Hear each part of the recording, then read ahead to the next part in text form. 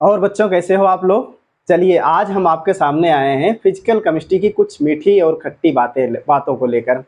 देखिए अधिकतर होता क्या है कि बच्चों में केमिस्ट्री को लेकर बहुत डर बना हुआ है और सबसे ज़्यादा तो डर केमिस्ट्री में फिजिकल को लेकर बनता है।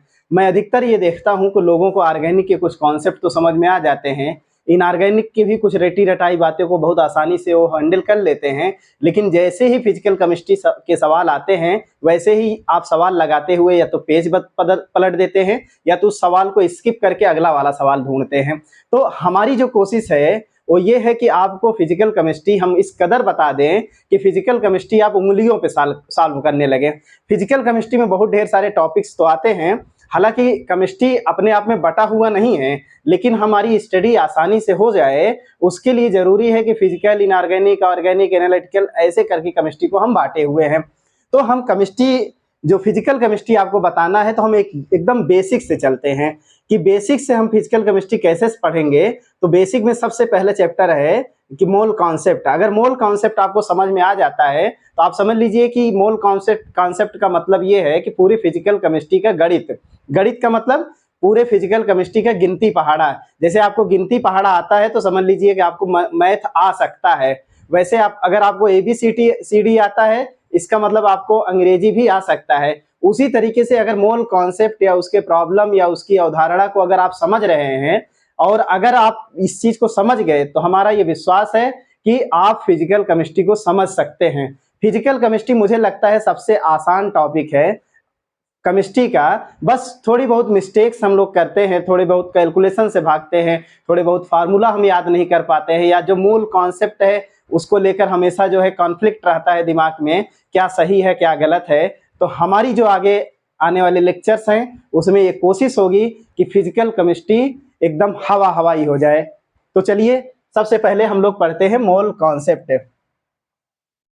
देखिए मोल कॉन्सेप्ट जब पढ़ने लगते हैं तो अब सबसे पहले तो इसका हिंदी हम लोग समझ लेते हैं कि मोल कॉन्सेप्ट की हिंदी क्या होती है। जाहिर सी बात है कि एक यहाँ पर मोल है, दूसरा क्या है कॉन्सेप्ट।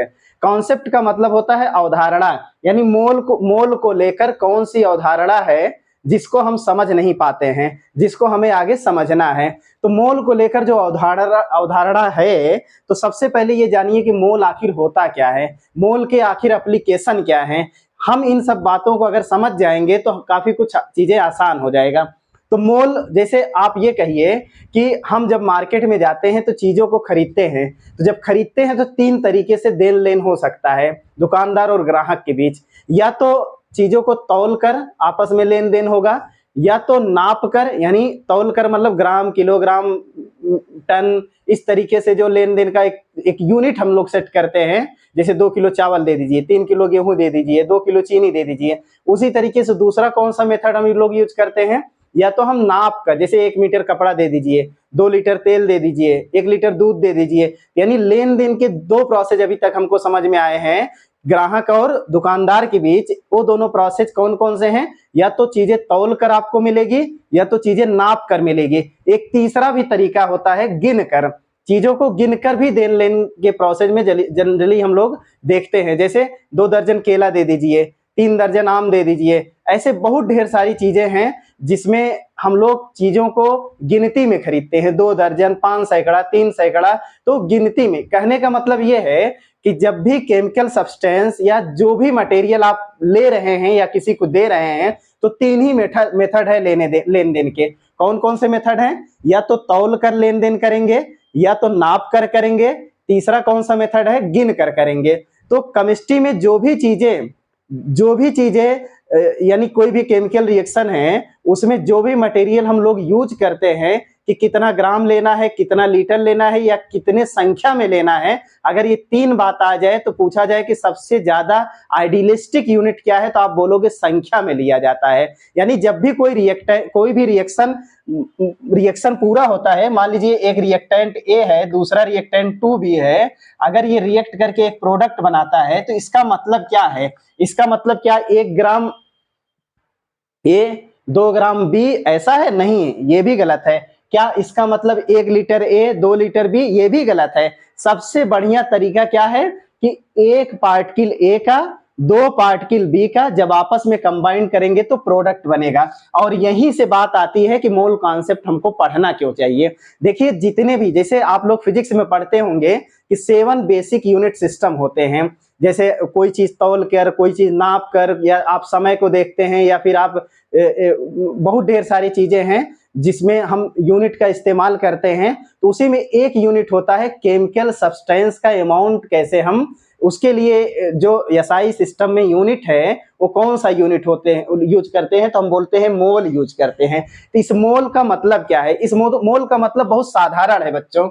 जैसे आप एक दर्जन, हमने कहा ना कि 3 तरीके से चीजों का देन लेन पॉसिबल है, तौल कर, नाप कर या गिन कर। और ये मोल जो है गिनती से जुड़ा हुआ है, गिनती से जुड़ा हुआ, तो गिनती के कई यूनिट हैं। अगर हम आपसे पूछे कि ये बताओ एक दर्जन क्या होता है, तो आप कहोगे कि एक दर्जन का मतलब 12 संख्या होता है, यही बोलोगे ना। अगर हम आपसे पूछें कि एक सैकड़ा क्या होता है, तो आप बड़े प्रेम से बोलोगे एक सैकड़ा का मतलब 100 होता है। अब आपको यहाँ कोई कंफ्यूजन नहीं, क्योंकि दर्जन जो है हम सामान्य अपने दिनचर्या में या बाजार में हम इसका इस्तेमाल बार बार करते रहते हैं। सैकड़ा को भी हम इंटरटेनमेंट में, जैसे आप जानते हैं ना विराट कोहली कितने सैकड़ा रन बनाए, तो सैकड़ा का मतलब क्या होता है? 100। ऐसे करके बहुत ढेर सारे यूनिट होते हैं। हिंदी में तो कई यूनिट हैं कि जैसे दहाई हो गया, सैकड़ा मतलब दर्जन हो गया, सैकड़ा हो गया। एक सहस्त्र होता है, कहा जाता है दुशासन को एक सहस्त्र हाथियों का बल था। तो सहस्त्र का मतलब क्या होता है? 10,000।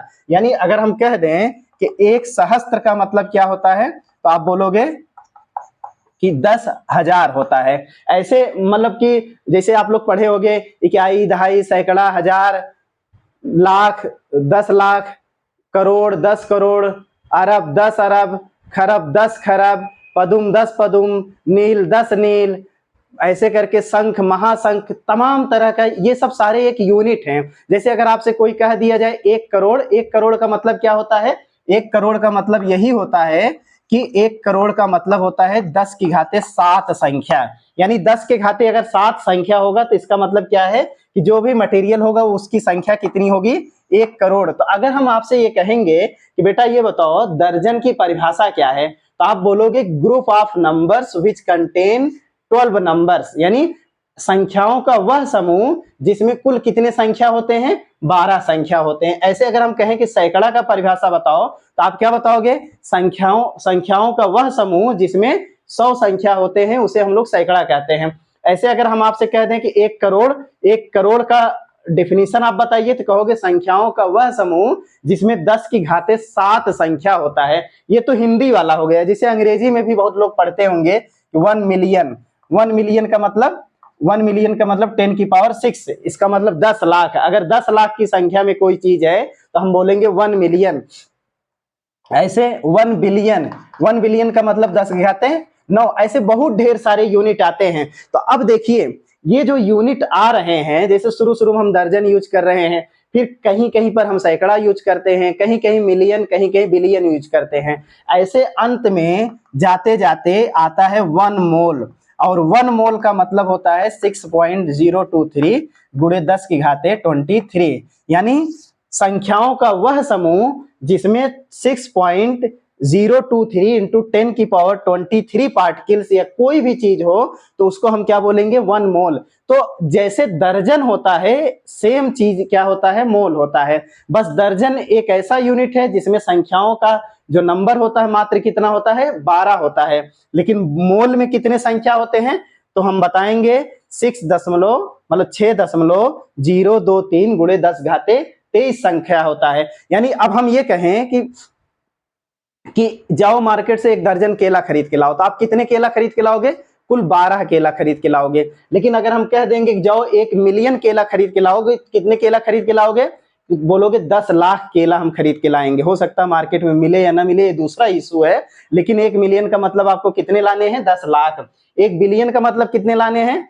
तो बोलोगे 10 की घाते 9। इतने संख्या में आपको लाना पड़ेगा। लेकिन हम ये भी कह सकते हैं कि जाओ 1 मोल केला खरीद के लाओ, तो आपको कितने संख्या में लाना है?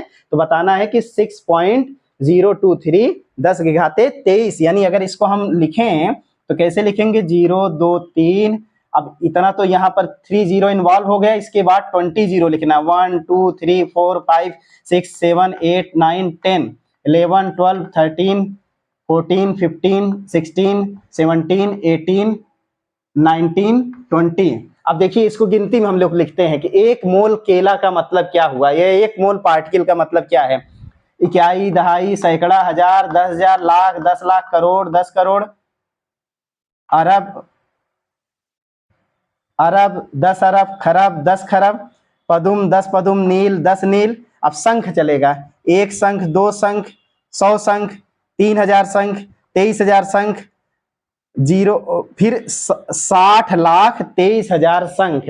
यानी इतने संख्या में आपको मटेरियल लाना पड़ेगा। तो अब मोल का मतलब क्या हुआ, अभी तक हम मोल का मतलब आपको बता रहे हैं कि मोल का मतलब क्या है। मोल का मतलब यही होता है कि यह एक यूनिट है। किस चीज का यूनिट है, कि अगर किसी भी सब्सटेंस को हम गिन कर जो है, गिन कर गिनती है एक प्रकार का, उसी तरीके की गिनती है जैसे 1 दर्जन, 1 सैकड़ा, 1 सहस्त्र, 1 करोड़, 1 मिलियन, 1 बिलियन, उसी तरीके से क्या होता है 1 मोल। हमारे ख्याल से मोल कॉन्सेप्ट के बारे में ये छोटी सी बात आप समझ गए हैं। और अब आगे के स्टेप में हम आपको जो बताने जा रहे हैं कि अभी तक हम आपको ये बताए हैं कि मोल का मतलब क्या होता है। तो आपने ये बताया कि मोल का मतलब कुछ नहीं होता है गुरुजी, मोल का मतलब बस यही होता है कि जैसे कोई भी चीज हम खरीद फरोख्त करते हैं, अगर गिनती में करते हैं, जैसे दर्जन होता है, सैकड़ा होता है, मिलियन होता है, बिलियन होता है, ट्रिलियन होता है, उसी तरीके से क्या होता है मोल होता है। तो अब ये मोल क्यों हम इस्तेमाल कर रहे हैं, तो हमने आपको बताया है कि पूरे केमिस्ट्री में, चाहे इनऑर्गेनिक हो, चाहे ऑर्गेनिक हो, चाहे फिजिकल हो, जहां पर भी गिनती की बात आएगी, जहां पर भी पार्टिकल का अमाउंट यूज करने की बात आएगी, या पार्टिकल का अमाउंट आप किसी भी जगह अगर यूटिलाइज कर रहे हैं, तो अमाउंट हमेशा गिनती वाला यूज करेंगे। तो गिनती में आप जानते हैं पार्टिकल इतना छोटा होता है कि अगर इतना छोटा होता है कि आप ये समझ लीजिए कि जैसे 18 ग्राम अगर पानी, 18 ग्राम पानी के मतलब जैसे जो टेस्ट ट्यूब होता है, आप लोग लेबोरेटरी में देखे होंगे, इंटर, हाई स्कूल या बीएससी, एमएससी लेबोरेटरी में टेस्ट ट्यूब देखे होंगे ना। तो टेस्ट ट्यूब अमूमन 20 ml का होता है, तो 20 ml में भी 2 ml कम, तो 2 ml कम, अगर 18 ml आप पानी लेते हो तो पानी की कुल कितने पार्टिकल होते हैं बच्चों, तो उसमें पता चलता है कि 1 मोल पार्टिकल होते हैं, 1 मोल वाटर मॉलिक्यूल होते हैं किसमें, तो आप क्या बताओगे कि 18 ml वाटर, यानी 18 ml, सोचिए कितना कम होता है, बहुत कम होता है ना। यानी एक टेस्ट ट्यूब पानी अगर आप भर लीजिए तो 1 मोल से ज्यादा वाटर मॉलिक्यूल उसमें है। तो 1 मोल से ज्यादा का मतलब क्या है, कि 1 मोल से ज्यादा का मतलब ये हुआ कि 6.023 10 की घाते 23 H2O मॉलिक्यूल किसमें, आप बताओगे कि जो एक टेस्ट ट्यूब होता है, जो लेबोरेटरी में हम लोग देखते हैं छोटा वाला टेस्ट ट्यूब, उस टेस्ट ट्यूब में कितने पार्टिकल हैं वाटर के, तो बोलोगे 6.023 गुणे 10 की घाते 23 पार्टिकल। अब देखिए हमने आपसे ये कहा है कि लेन देन के 3 तरीके हैं, एक तरीका तौल कर, दूसरा तरीका नाप कर, तीसरा तरीका गिन कर। अब 18 ml पानी जो टेस्ट ट्यूब में है, अगर आपसे कोई कहे कि भाई साहब मुझे उसमें से केवल 2 लाख वाटर मॉलिक्यूल चाहिए, कितने लाख चाहिए, 2 लाख, तो बताओ तुम गिन के कैसे दोगे, गिन के नहीं दे पाओगे ना। तो उसके लिए साइंटिस्ट लोगों ने कुछ तरीका, जैसे आप लोग कैलकुलेटर, यानी मोबाइल में जो कैलकुलेटर होता है, तो वहीं पर होता है यूनिट कन्वर्जन। यूनिट कन्वर्जन का मतलब ये है कि अगर कोई चीज मिलीमीटर में है तो उसको सेंटीमीटर में बदल सकते हैं, कोई चीज किलोमीटर में है तो उसको मील में बदल सकते हैं, या कोई चीज लीटर में है तो उसको डेसीलीटर में बदल सकते हैं। ऐसे अगर कोई एरिया की बात करें, जैसे अगर 1 एकड़ जमीन है तो कितने हेक्टेयर है, या फिर उसको हम कितने डिसमिल में बना सकते हैं। तो आपके मोबाइल में यूनिट कन्वर्जन होता है। यूनिट कन्वर्जन में जैसे रुपया को डॉलर में कैसे रिलेट करेंगे, या डॉलर को रशियन करेंसी में कैसे कन्वर्ट करेंगे, तो ऐसे बहुत ढेर सारे यूनिट कन्वर्जन आपके मोबाइल में इंस्टॉल होते हैं। तो हमने ये कहा कि टेस्ट ट्यूब में अगर इतने पानी है तो उसमें से 2 लाख पानी चाहिए। तो अब 2 लाख पानी अगर तुम गिनने लगोगे तो एक जन्म तो कम ही पड़ जाएगा, दूसरे जन्म में भी पूरा हो पाएगा कि नहीं हो पाएगा। तो इस इतने लंबे ड्यूरेशन, वो भी पता नहीं सही तुम गिन पाओगे कि नहीं, क्योंकि गिनने के लिए एक मॉलिक्यूल को आपको अलग करना पड़ेगा। एक मॉलिक्यूल को आप ऐसे देख ही नहीं सकते अपने आंखों से। इसलिए जरूरी है कि साइंटिस्ट लोग जो यूनिट कन्वर्जन का फार्मूला बताए हैं उस फार्मूले पर हमको चलना है। तो कहने का मतलब ये है कि हमेशा जो भी केमिकल सब्सटेंस होता है या तो ग्राम में दिया जाएगा आपको, या तो लीटर में दिया जाएगा, लीटर में दिया जाए, मिलीलीटर में दिया जाए।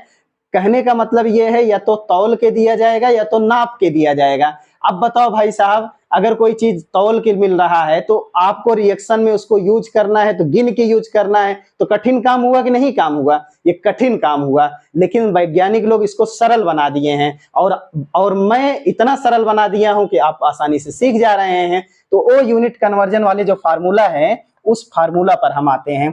ये कहा गया कि नंबर ऑफ मोल निकालने का जो तरीका है, सबसे पहला तरीका ये है कि गिवन वेट, किसी भी मॉलिक्यूल, किसी भी सब्सटेंस का जो वेट दिया गया है हम देखेंगे, फिर डिवाइडेड बाय मॉलिक्यूलर वेट। और शर्त यह है कि दोनों किस में होना चाहिए? ग्राम में होना चाहिए। अब उदाहरण के लिए, जैसे अगर हम कहें कि अभी कह रहे थे ना कि 18 ग्राम वाटर है, अब 18 ग्राम वाटर है, हमें नंबर ऑफ मोल कैलकुलेट करना है। तो सबसे पहले ये बताओ कि इस 18 ग्राम वाटर में वाटर का वेट कितना है? तो बोलेंगे 18 ग्राम है, बहुत आसानी से दिया गया है। दूसरी बात ये पूछा जाता है कि ये बताओ मॉलिक्यूलर वेट क्या है? तो आप ये बताओ H2O में 2 हाइड्रोजन है और 1 ऑक्सीजन है। हाइड्रोजन का जो वेट होता है, एटॉमिक वेट होता है, वो 1 होता है, जबकि ऑक्सीजन का जो एटॉमिक वेट होता है 16 होता है। इसको जोड़ेंगे तो ये क्या हो जाएगा? 18 ग्राम हो जाएगा। तो दो जो पैरामीटर हमको चाहिए थे मोल निकालने के लिए, वो क्या चाहिए था कि वेट कितना है और डिवाइडेड बाय मॉलिक्यूलर वेट कितना है। दोनों ग्राम में लिखना है, तो n वेट कितना है? 18 ग्राम, और मॉलिक्यूलर वेट कितना है? तो बोलेंगे ये भी 18 ग्राम है। इस तरीके से जब हम लोग सॉल्व करते हैं प्यारे बच्चों, तो ये आंसर आता है 1 मोल। इसका मतलब कि ये हुआ कि 18 ग्राम ऑफ वाटर का मतलब होता है कि 1 मोल ऑफ वाटर, यानी वाटर का जो अमाउंट है वो कितना है? 1 मोल है ना आसान बात। चलिए कुछ और उदाहरण के साथ हम इसको और कायदे से क्लियर करते हैं। तो इसको हम मिटा दे रहे हैं। देखिए और जो उदाहरण है, आपको सॉल्व करना है। अगर आपको आता है, नहीं आता है तो मैं सॉल्व कर रहा हूं। जैसे दिया गया है कि 2 ग्राम